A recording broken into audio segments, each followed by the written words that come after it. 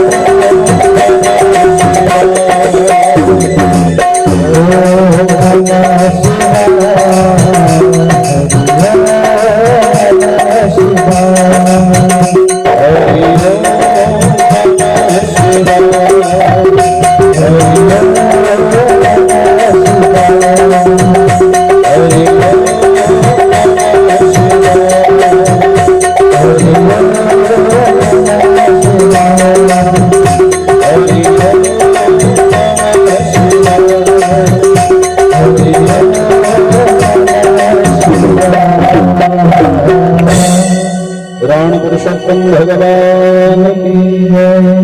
भोलेनाथ भगवान की जय। भगवान की बड़ी कृपा, दूसरा दिन हम सबको भगवान ने भगवत कथा कहने का, सुनने का अवसर दिया, भगवान नाम संकीर्तन गाने का अवसर दिया। ऐसे परम दयालु, परम कृपालु परमात्मा के चरणों में पुनः कोटि कोटि वंदन, बारंबार प्रणाम। दुर्लभो मानुषो देह तत्रापि क्षण भंगुर, तत्रापि दुर्लभम मन्ये वैकुंठ प्रिय दर्शनम। दुर्लभ मानव देह मिले और मानव शरीर मिलने के बाद अगर जीवन में सत्संग मिल जावे तो कहते हैं कि सोने पे सुहागा माना जाए।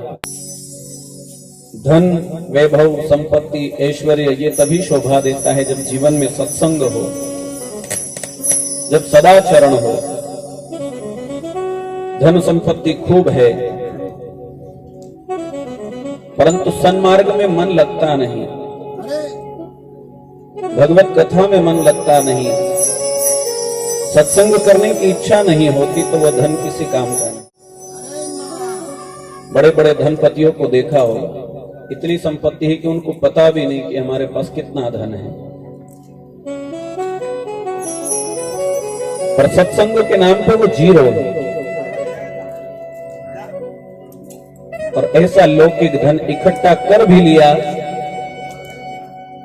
तो वो लौकिक धन हो सकता है कि जीवन में थोड़े समय के लिए आपको सांसारिक सुख जरूर दे दे, परंतु आत्मिक सुख नहीं दे सकता। इसलिए कमाई करना है तो लौकिक धन के साथ साथ आत्मा को भी आनंद मिले उस परम धन की कमाई कर। कमाई करने सब निकले हैं। ये जो कलयुग है ये अर्थ प्रधान युग है। इसमें जिसके पास पैसा है बस उसी का मान सम्मान है, ऐसा युग है। गुजराती में एक कहावत है कि नाणा वगर नो नाथियो ने नाणे नाथा लाल। अगर किसी का नाम नाथू लाल है और अगर वो निर्धन है, गरीब है, तो लोग कहीं कहेगा कौन जा रहे हो, तो वो नाथियो है। और वही व्यक्ति अगर धन संपदा से परिपूर्ण है तो कौन जा रहे हो, बोले नाथालाल सेठ जा रहे। तो ये अर्थ प्रधान युग है, हर कोई कमाने में लगा हुआ है। बड़ी अच्छी बात है कि हम सब भी कमाने लगे, परंतु क्या परमार्थ रूप के धर्म कमाने बैठे हैं। हम यहाँ धन कमाने नहीं बैठे। और भगवान से यही प्रार्थना करना कि भगवान जब भी हमारा मन कमाई में लगे तो परमार्थ रूपी धन इकट्ठा करने में लगे, क्योंकि सांसारिक धन तो एक समय के बाद खत्म हो जाता है। जेब में अगर 100-200 हजार रुपए है तो खर्च करते जाओगे तो धीरे धीरे धीरे वो खत्म हो जाएगा। पर परमार्थ रूपी जो धन है, ये धन कभी खत्म ही नहीं होता। जितना खर्च करोगे उतना उतना ये रोज बढ़ता जाता है। खर्च न फूटे, चोर न लूटे, और दिन दिन बढ़त सवायो, पायो जी मैंने राम रतन धन पायो। सच्चा सुख अगर संसार के धन में होता, महलों में होता, घर में होता, परिवार में होता, तो वो मीराबाई जो मेवाड़ की महारानी थी वो महल क्यों छोड़ती?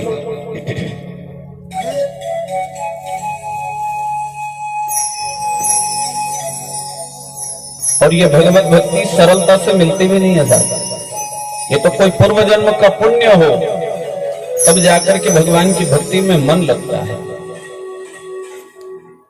तुलसीदास जी लिखते हैं कि तुलसी पूरब पाप से हरि चर्चा न सुहाए। कोई कहने कि मारो कथा में मन ही नहीं लगे, मन कहां से लगे? ये पूर्व जन्म के पाप ही इतने हैं कि वो नहीं बैठने देंगे। हमारे से 3 घंटा बैठा है कोई नहीं, दूसरी बातचीत करनी होगी तो बैठ जाएंगे।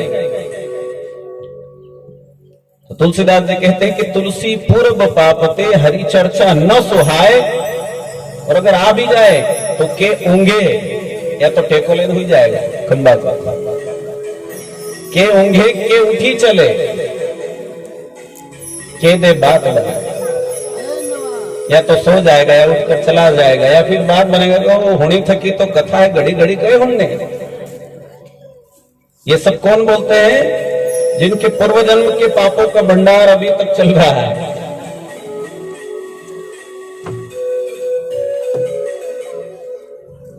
तो भगवान से यही प्रार्थना करें कि प्रभु हमारा मन आपकी कथा में निरंतर लगा हुआ है। मत कथा वाचकम नित्यम, मत कथा श्रवणे रतम, मत कथा प्रीत मनसम नाहम त्यक्षामि तम नरम।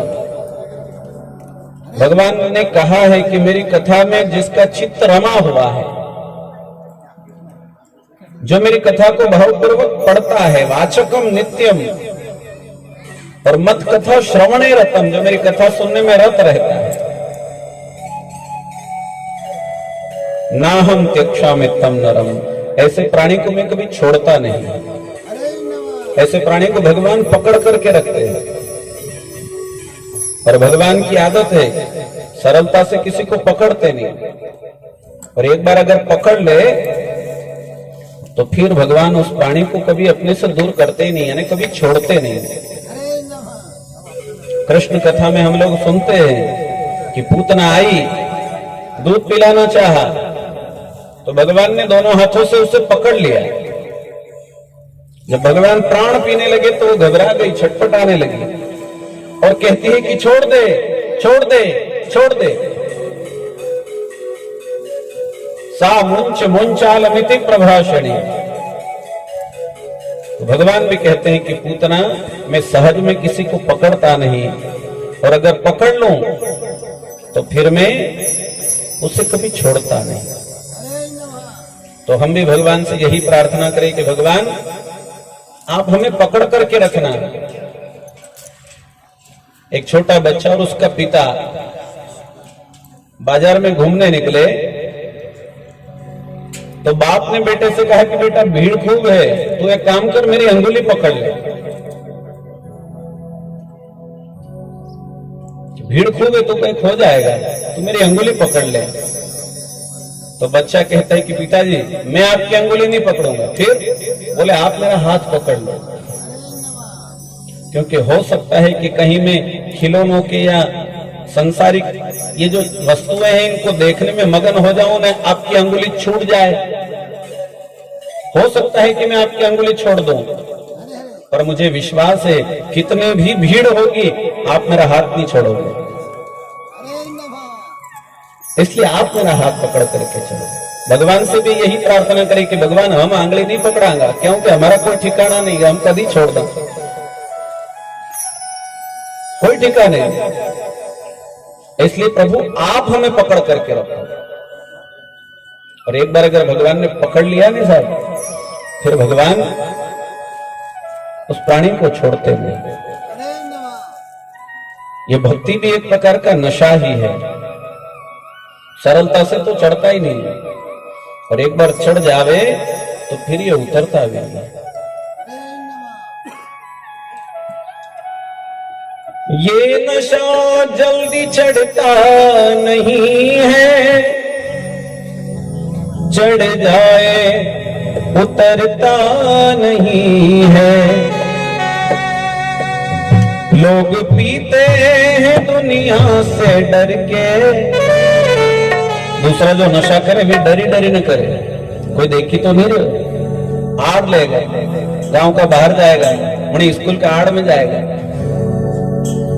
वो लोग पीते हैं दुनिया से डर के, हमको दुनिया की परवाह नहीं है, हमको दुनिया की परवाह नहीं है।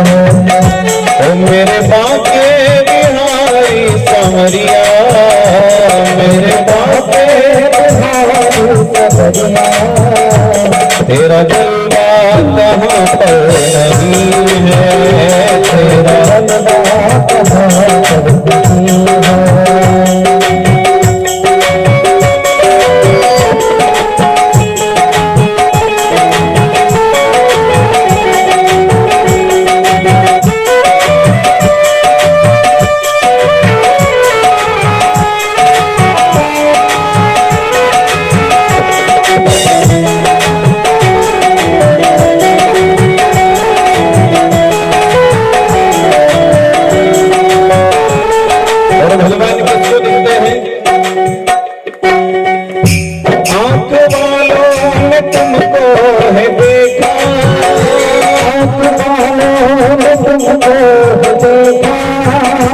कान वालों ने तुमको सुना है, कान वालों ने तुमको सुना है, आँख वालों ने तुमको है देखा, आँख वालों ने तुमको है देखा, कान वालों ने तुमको सुना है, कान वालों ने तुमको सुना है।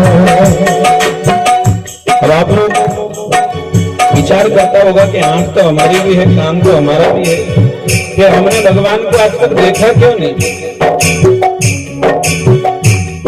तेरा दर्शन उसी को हुआ है, तेरा दर्शन उसी को हुआ है, जिसकी आंखों में पर्दा नहीं है, जिसकी आंखों में पर्दा नहीं है। मेरे बाके बिहारी सांवरिया, मेरे बाके बिहारी सांवरिया, तेरा जलवा कहाँ पर नहीं है, तेरा जलवा कहाँ पर नहीं है।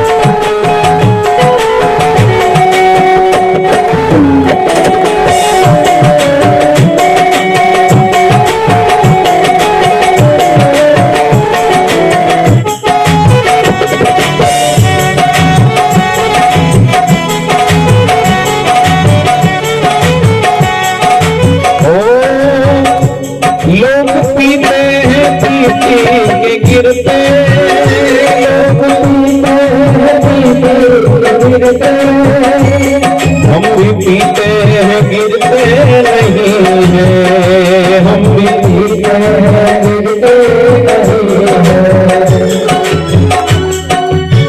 मदिरा पान करने वाला आदमी पिएगा और गिरेगा निश्चित है। आप लोग सोचता होगा पंडित जी होंगे कि हम भी पीते थोड़ी लिमिट मिले।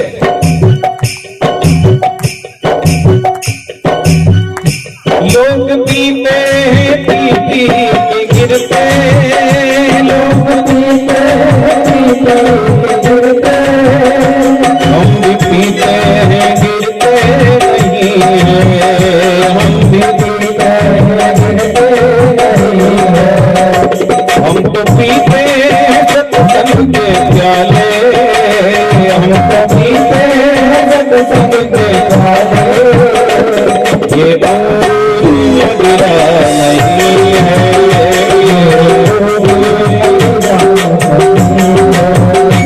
मेरे बापे समरिया, मेरे बापे समरिया, तेरा जलवा नहीं है,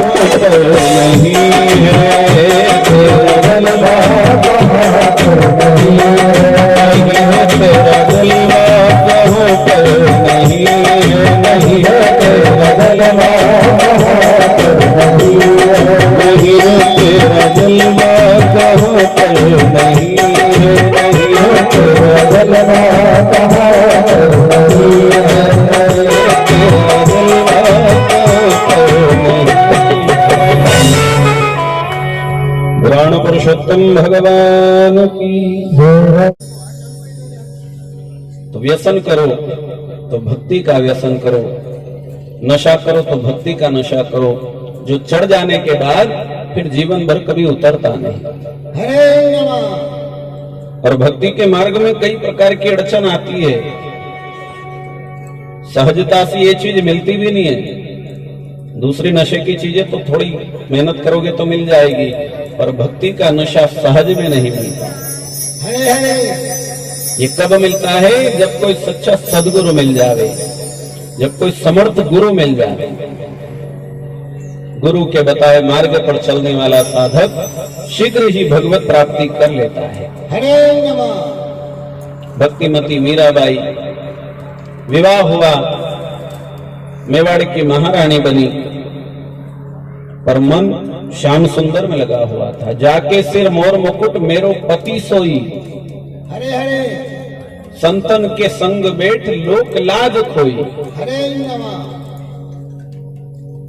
अब परिवार के लोग भक्ति में बाधा उत्पन्न करने लग गए, तुम मेवाड़ की रानी हो, इस प्रकार रात रात भर भजन में जाओ, कीर्तन में जाओ, लोगों के सामने नाचो, ये अच्छा थोड़ी लगे। हरे। कई बार रोका, परंतु मीराबाई नहीं मानती। परिवार के लोगों ने देखा कि तो हमारी मान प्रतिष्ठा का सवाल आ गया, हरे। तो क्या करें? बोले ये तो मानेगी नहीं, इससे अच्छा है कि ये मर जाए। हरे नमः। विष पिलाना चाहा मीराबाई, पर श्याम सुंदर का नाम लेकर के उस विष को भी अमृत समझ करके मीराबाई पी जाती है। हरे नमः। हरि नाम का अमृत जिसने पी रखा हो, भगवत नाम का अमृत जिसने पी रखा हो, उसका लौकिक विष भला क्या बिगाड़ेगा? हरे। मीराबाई के गुरुजी कौन है? तुलसीदास जी महाराज। तो मीराबाई ने तुलसीदास जी को पत्र लिखा कि गुरुदेव, परिवार का माहौल ठीक नहीं है, हरे। भक्ति करने में हर कोई बाधक बन रहा है, अब मुझे क्या करना चाहिए? तो बदले में तुलसीदास जी ने पत्र लिखा, और उस पत्र में मीराबाई को बड़ा सुंदर जवाब दिया। तुलसीदास जी लिखते हैं कि जाके प्रिय न राम वेदे ही, सौ छाड़ी वे कोटि बेरी सम, यद्यपि परम सने। हरे नमः। जिसे राम जानकी के चरणों में प्रेम ना हो, जिसे राधा कृष्ण के चरणों में प्रेम ना हो, जिसे पार्वती और भगवान शिव के चरणों में प्रेम ना हो, ऐसा व्यक्ति अपना सगा हो, संबंधी हो या अंतरंग हो, जितना जल्दी हो उसे छोड़ देना चाहिए। हरे नमः। और उदाहरण लिखा कि त्यजो पिता प्रहलाद, कि प्रहलाद ने भक्ति में बाधक जब पिता बना तो पिता को ही छोड़ दिया। हरे हरे। विभीषण बंधु, विभीषण ने अपने भाई रावण को छोड़ दिया क्योंकि भक्ति में बाधक था। हरे बंधु भरत महतारी, भरत जी महाराज ने अपनी मां केकई का परित्याग कर दिया। हरे इसलिए हे मीरा, भगवान की भक्ति में अगर कोई बाधा पहुंचावे तो वो कितना भी अपना हो, हरे उसे यथाशीघ्र त्याग देना चाहिए। हरे नमः। और जैसे ही तुलसीदास जी महाराज का पत्र मिला, मीराबाई ने मेवाड़ का परित्याग कर दिया हरे और श्याम सुंदर का कीर्तन करते करते पायो जी मैंने राम रतन धन पायो। हरे हरे वस्तु अमूलक दी मेरे सतगुरु, कृपा करी अपनायो राम रतन धन पायो। अमौलक वस्तु दे दी मेरे गुरु महाराज ने, मुझे मार्ग बता दिया। हरे हरे और जब कोई सच्चा सदगुरु मिल जावे तो फिर भवसागर का मार्ग बड़ा सरल हो जाता। हरे नमः। इसलिए हर प्राणी को किसी सदगुरु की बड़ी आवश्यकता जीवन में लगी रहती है। हरे गुरु के बिना कहां जाना है, कैसे जाना है, ये ज्ञान कैसे संभव हो। संसार में मार्ग खोजने के लिए भी गुरु चाहिए, तो भवसागर तरने के लिए क्या गुरु नहीं चाहिए? हरे नमः। संसार में जब व्यक्ति भटक जाता है तो भवसागर का मार्ग तो और भी कठिन है। पर कठिन तो है, पर अगर कोई सच्चा सदगुरु मिल जावे तो ये भवसागर का मार्ग भी बड़ा सरल हो जाता है, हरे बड़ा सहज हो जाता है। इसलिए जितना जल्दी हो किसी सदगुरु की शरण ग्रहण कर लेनी चाहिए। हरे और एक बात और कहूं, अगर किसी व्यक्ति में आपको ऐसा न लगे कि गुरु बनावा लायक नहीं है, कोई जरूरी नहीं कि आप किसी व्यक्ति विशेष को ही गुरु बनाओ, क्योंकि आजकल गुरु बनावा की न चेला बनवा की तो होड़ लगी थी। हरे नमः। जने का ज्यादा जतरा चेला भी अतरा बड़ा गुरु जी। गुरु जी में कहीं है कि नहीं है वह बात अलग, चेला खूब है। भेड़ चाल लगी हुई है इसमें भी। तो कहते हैं कि गुरु भी जान करके करना चाहिए, समझ करके करना चाहिए। हरे हरे कि ये मेरा कल्याण करेगा कि नहीं। अगर गुरु ही फंसा हुआ है तो ऐसा गुरु चले का क्या कल्याण करेगा। हरे इसलिए कहते हैं कि लोभी गुरु और लालची चेला होए नरक में ठेलम ठेला। हरे नमः। बोले नारायण भगवान की। इसलिए गुरु भी करो तो परीक्षा करके करना, और किसी व्यक्ति पर अगर श्रद्धा न जागे नहीं तो मेरे महादेव को ही गुरु बना दे। हरे नमः। इनसे अच्छा जगत गुरु जगत में और कोई नहीं मिलेगा। ये ऐसा गुरु है कि सीधा सट भवसागर पार करके ले जाता है।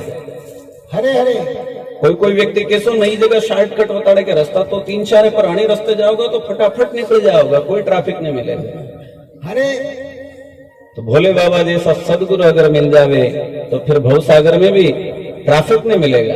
हरे सीधा आपकी यात्रा सरल हो जाएगी, सहज हो जाएगी।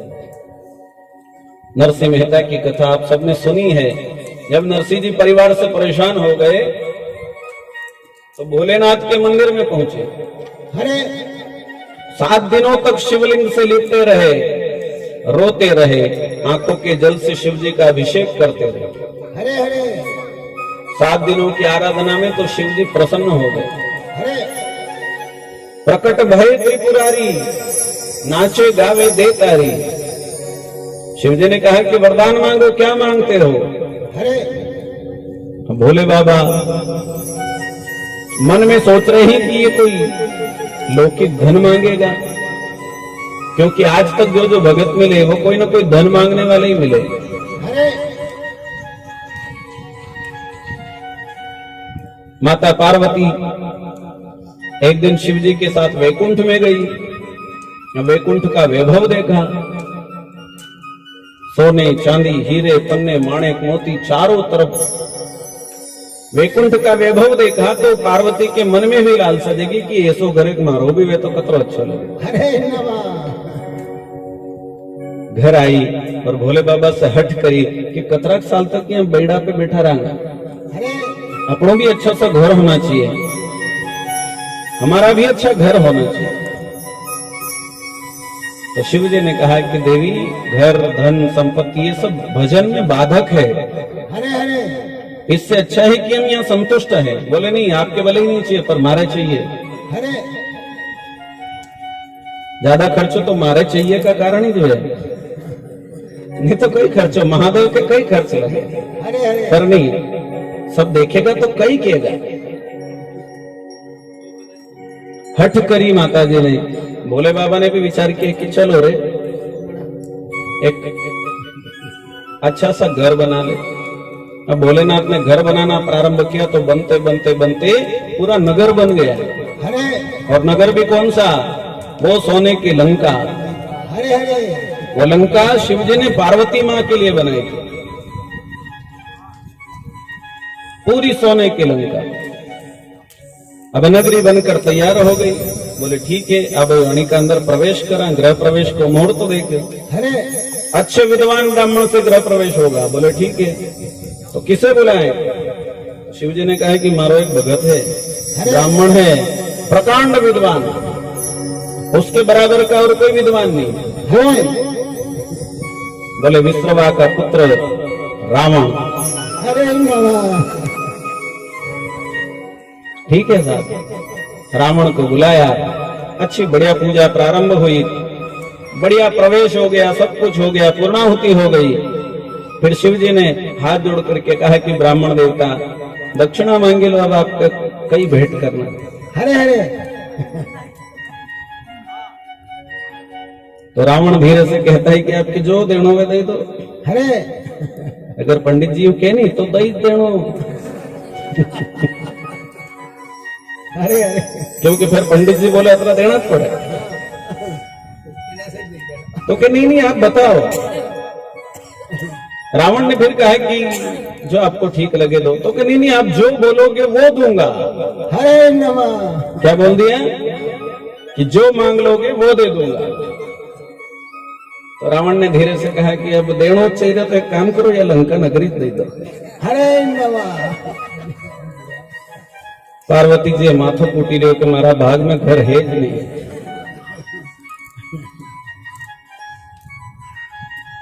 अवघड़ दानी है भगवान शिव भोले बाबा।